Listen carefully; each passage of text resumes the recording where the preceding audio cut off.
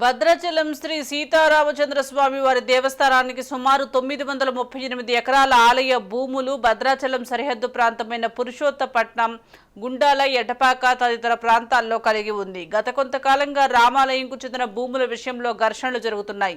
అయితే పురుషోత్తపట్నం ఎక్కువ మొత్తంలో రామాలయంకు చెందిన భూములు ఉన్నాయి. ప్రస్తుతం పురుషోత్తపట్నం గ్రామం ఆంధ్రాలో కలిసి ఉంది. ఈ విషయమై గతంలో దేవస్థానం అధికారులు కోర్టుకు వెళ్లారు.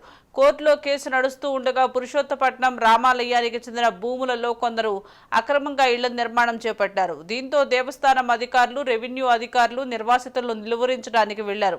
కాగా అక్రమంగా నిర్మించిన కట్టడాలను తొలగిస్తున్న క్రమంలో నిర్మిస్తున్నటువంటి గిరిజనులకు, దేవస్థాన సిబ్బందికి ఘర్షణ వాతావరణం నెలకొంది. పోలీసులు జోక్యం చేసుకోవడంతో అక్కడ పరిస్థితి సద్దుమణిగింది.